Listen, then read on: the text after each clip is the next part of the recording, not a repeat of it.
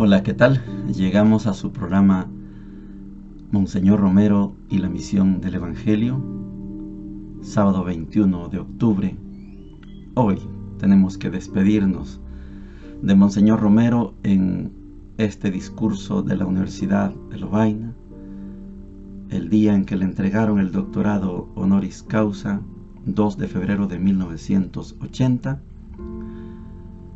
una cátedra de realidad nacional que Monseñor Romero pudo compartir con los doctores, con los especialistas en ciencias políticas, en fe, en religión, en coyunturas, en cosmovisión mundial, y nuestro Monseñor fue a representarnos a Bélgica, a la Universidad de Lovaina.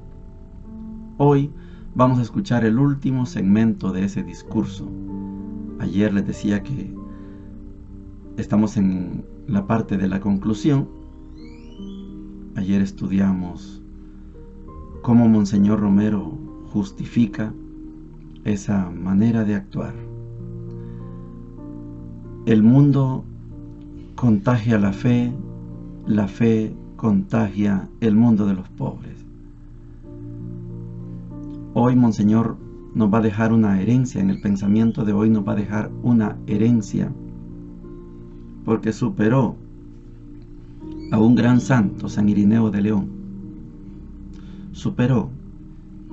Hijo de su tiempo, San Irineo expresó una frase en latín: Gloria Dei, vivens homo. Monseñor Romero la traduce: Gloria Dei, pauperribus vivens, o vivens pauperribus. La frase para hoy dice lo siguiente: los antiguos cristianos decían, Gloria Dei, vivens homo. La gloria de Dios es el hombre que vive. Nosotros podríamos concretar esto diciendo, Gloria Dei, vivens pauper. La gloria de Dios es que el pobre viva. Creemos que desde la trascendencia del Evangelio podemos juzgar en qué consiste en verdad la vida de los pobres. Y creemos también que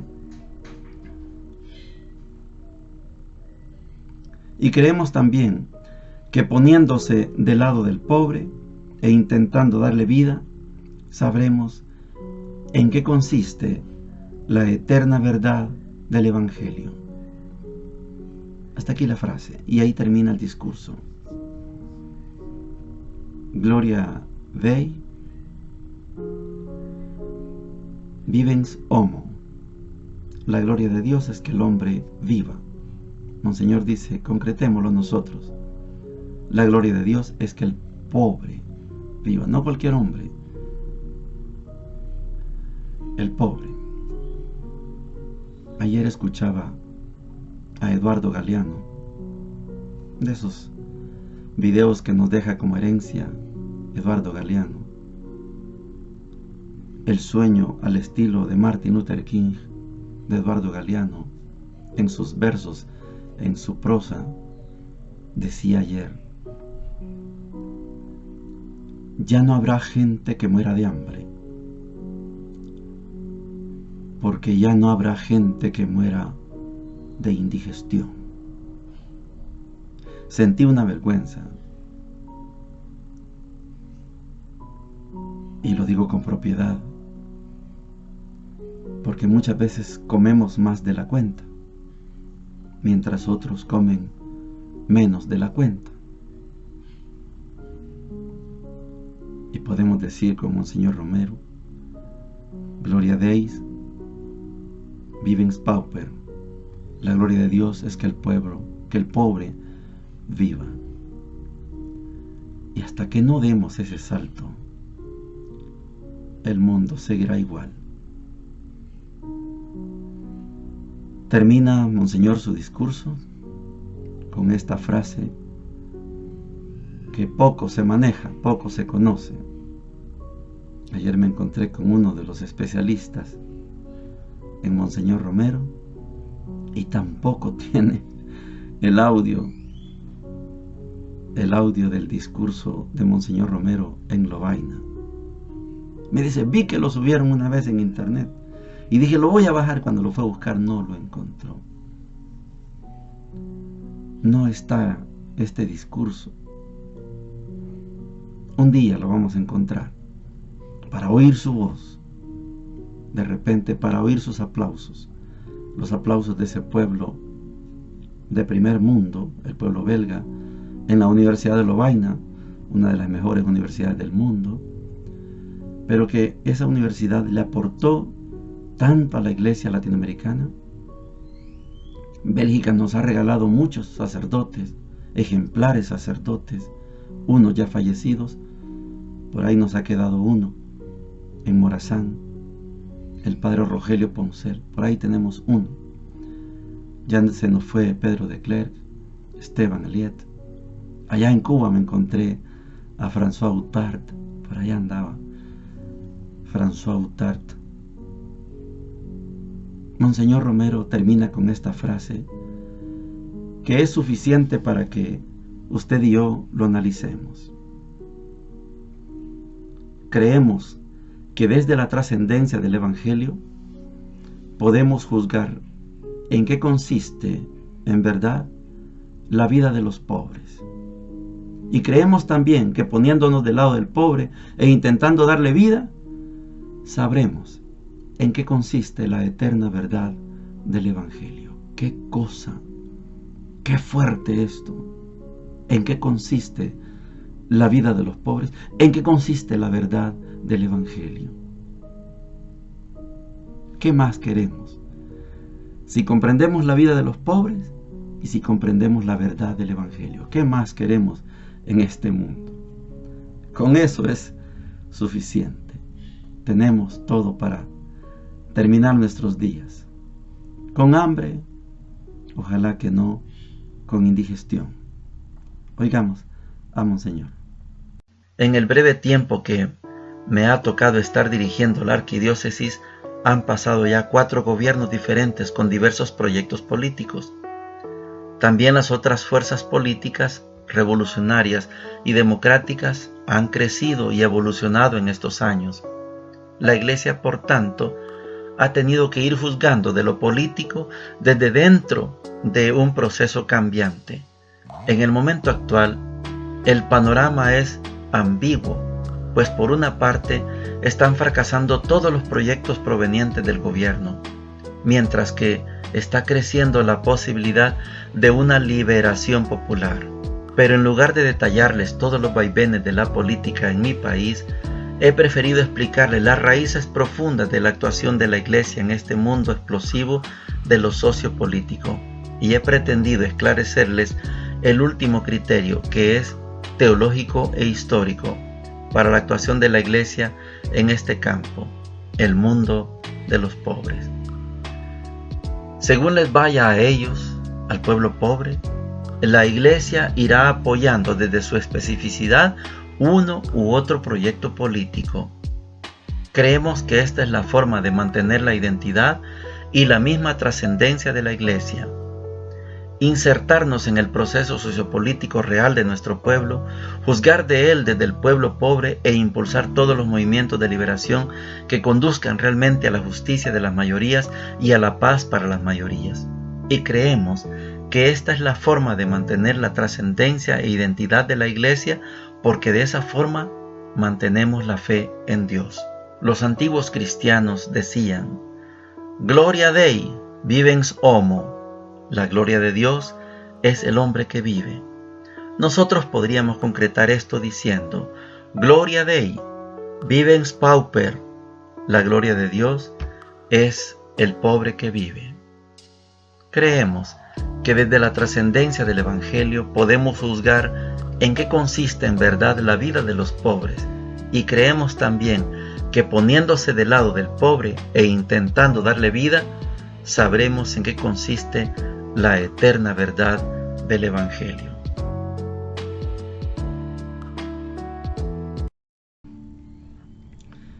Estamos ya en la sección de la palabra de Dios. Vamos a continuar hoy en el capítulo 4 de la carta a los Romanos. Hoy vamos en el capítulo 4, versículo 13 y del 16 al 18.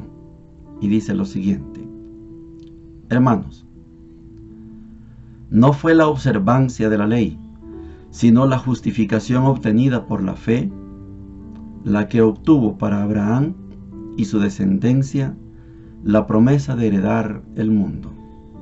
Por eso, como todo depende de la fe, todo es gracia. Así, la promesa está asegurada para toda la descendencia, no solamente para la descendencia legal, sino también para la que nace de la fe de Abraham, que es Padre de todos nosotros. Así dice la Escritura: te hago Padre de muchos pueblos. Al encontrarse con el Dios que da vida a los muertos y llama a la existencia lo que no existe, Abraham creyó. Apoyado en la esperanza, creyó contra toda esperanza que llegaría a ser padre de muchas naciones, según lo que se le había dicho: así será tu descendencia. Palabra de Dios. Te alabamos, Señor.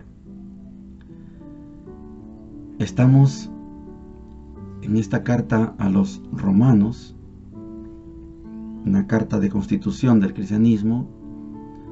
Tiene las palabras claves para el nuevo cristianismo, para la nueva iglesia, para el nuevo pueblo de Dios, que San Pablo no alcanzó a ver, lamentablemente. San Pablo alcanzó a ver el pueblo de Israel restituido, reconstruido. Los discípulos le preguntan a Jesús: ¿es ahora cuando vas a reconstituir Israel? Y Jesús les contestó: no les corresponde a ustedes saber el día ni la hora.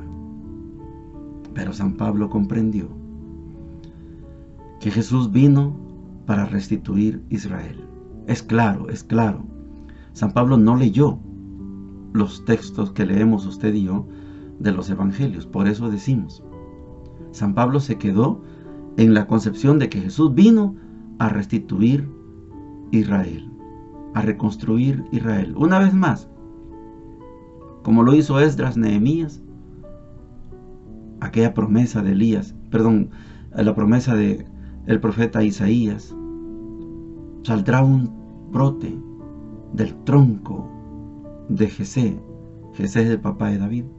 Un descendiente de David va a venir y va a gobernar para siempre. Esta es la figura del Mesías. Hasta ahí alcanzó a llegar San Pablo. Hoy estamos viendo la figura paterna. Abraham es el papá de las tres religiones monoteístas que tenemos en el mundo: el cristianismo, el judaísmo y el musulmán. Abraham es el padre de estas tres culturas, tres generaciones, tres iglesias, tres religiones. Nuestro padre común es Abraham. Qué lástima que dos hijos, el judío y el musulmán, se estén peleando, históricamente peleando. Usted y yo, nosotros, cristianos y cristianas, no nos peleamos con ellos dos. Ellos nos matan. El Estado Islámico nos mata a cristianos.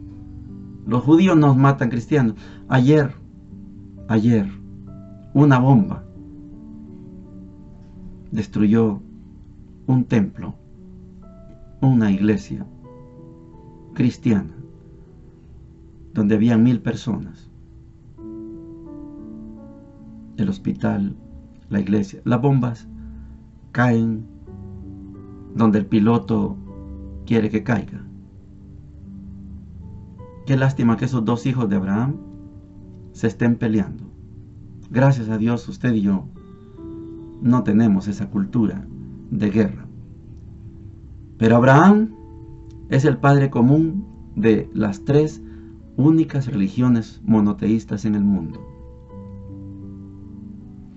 Por la fe de Abraham, Abraham fue justificado. Veíamos ayer el tema de la justificación. Como que se presentó ante el juez y le examinaron la fe a Abraham y le dijeron, bueno, por tu fe eres justo. Esto es la justificación. Y aquí hay un detalle que es uno de los elementos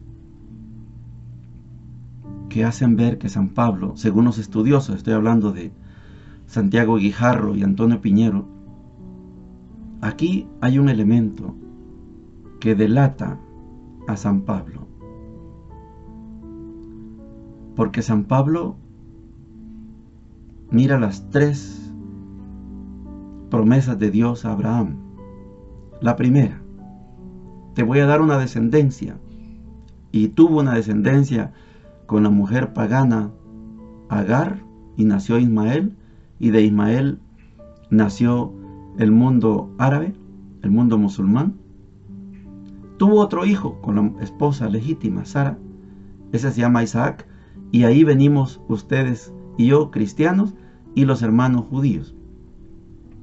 Te voy a dar una descendencia, te voy a dar una tierra, y la tierra la conquistaron, Canaán, gran parte de Palestina, Canaán. Falta la tercera, te voy a hacer padre de muchas naciones. Y San Pablo se tomó esa atribución. Ahora sí, San Pablo se propone que Abraham sea padre de muchos pueblos, basado en la profecía de Isaías, que todos los pueblos van a venir a Jerusalén. Así confió Pablo que con la venida de Jesús iban a venir todos los pueblos y se iban a concentrar en Jerusalén. Entonces se cumplía la tercera promesa, padre de muchas naciones. Hasta hoy, Abraham, hasta Jesús, Abraham solo es padre de Israel. Ya tiene la descendencia, sí, ya tiene la tierra, falta hacerse padre de todas las naciones, de muchas naciones. Así lo escribe San Pablo, padre de muchas naciones. No de todas, sino de muchas. Por eso San Pablo dice, no todos se van a salvar, algunos que se salven, para que Abraham sea padre de muchas naciones. Abraham creyó contra toda esperanza, por eso fue justificado. Apoyado en la esperanza, creyó contra toda esperanza que llegaría a ser padre de muchas naciones, según lo que le había dicho. Así será tu descendencia. Usted y yo, cristianos y cristianas, sabemos que no es Abraham padre de muchas. Abraham es padre de todas las naciones. Solo que algunos rebeldes todavía no vienen, van a venir. Para profundizar este elemento de Abraham como padre de todas las naciones, les recomiendo que leamos la carta a los Hebreos. Es maravilloso ver cómo esa carta a los Hebreos pone por muy alto a Abraham como nuestro padre en la fe. El evangelio de hoy está tomado de Lucas capítulo 12, versículos del 8 al 12, y dice lo siguiente: En aquel tiempo dijo Jesús a sus discípulos: Si uno se pone de mi parte ante los hombres, también el Hijo del Hombre se pondrá de su parte ante los ángeles de Dios. Y si uno me reniega ante los hombres, lo renegarán a él ante los ángeles de Dios.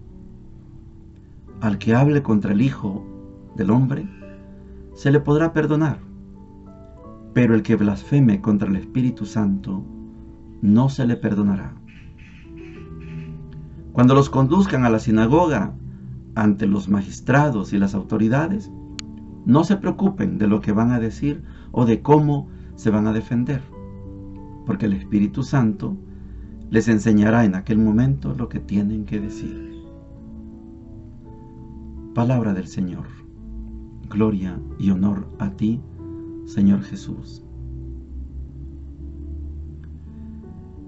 Lucas capítulo 12 está hablando más que claro. Jesús ya habló del Padre. Ahora está hablando del Espíritu Santo. Lucas es especialista en hablar del Espíritu Santo. El que hable mal del Hijo del Hombre, Jesús, se le perdonará. Como cuando está en la cruz, Jesús exclama: perdónalos, porque no saben lo que hacen. Se les perdonará. Hablen mal de Jesús. Pero si hablan mal del Espíritu Santo, ahí sí estamos en un problema. Nosotros sabemos que toda la Biblia, la que está reconocida hoy como Sagrada Escritura, ha habido un estudio, un análisis minucioso, y se dice: este libro está inspirado por Dios. Este libro lo dictó Dios por medio del Espíritu Santo. Eso significa inspirado. Entró el Espíritu en quien estaba escribiendo. Pero el que blasfeme contra el Espíritu Santo, eso no se le perdonará.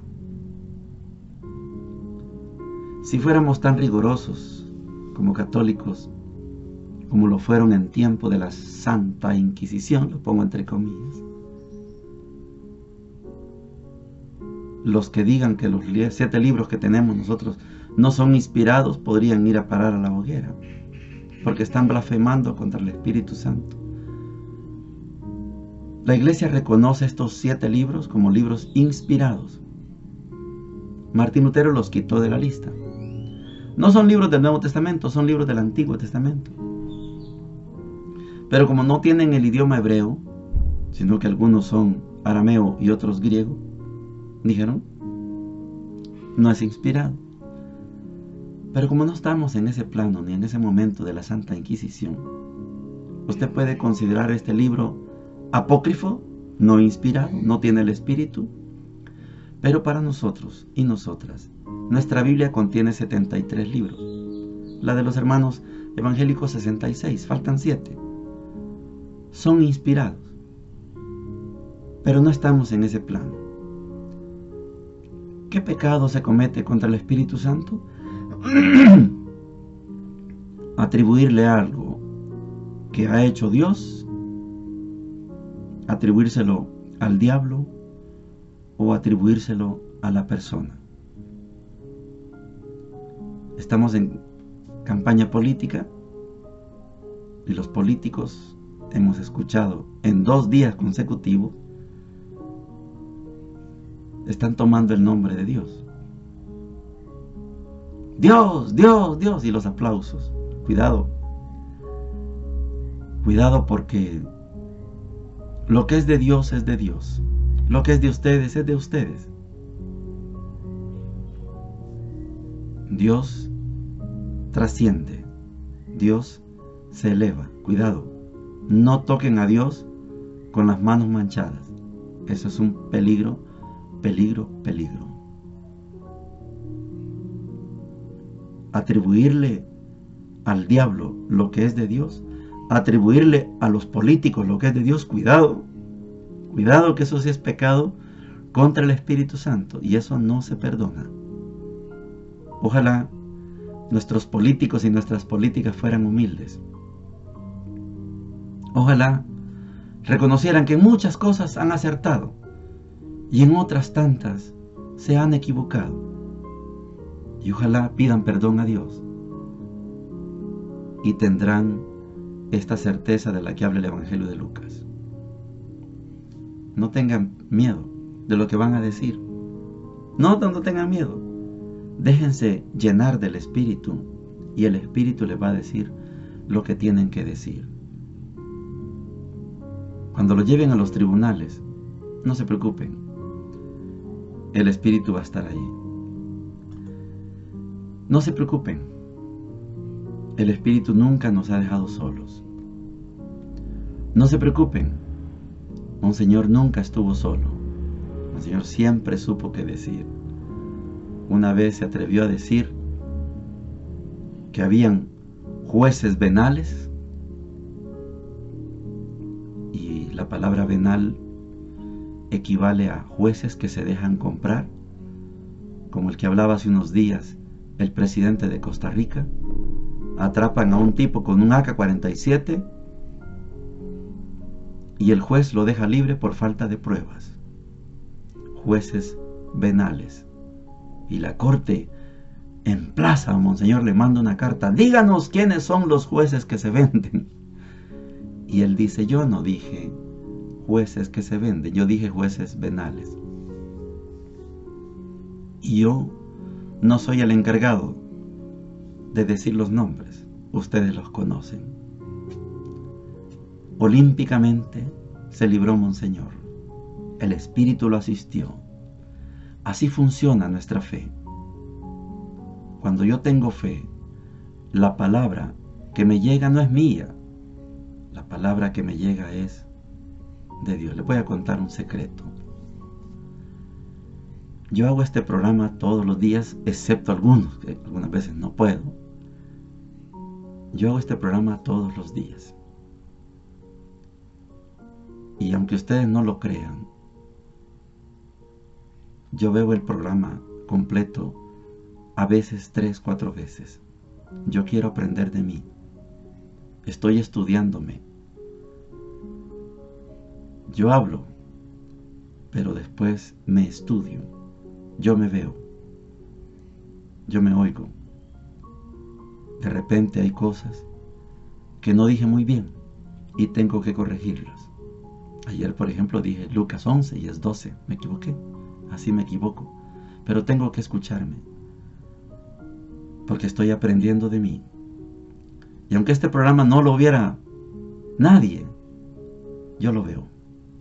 Yo lo vería, porque yo estoy aprendiendo. Yo sé que muchos de ustedes dicen que están aprendiendo.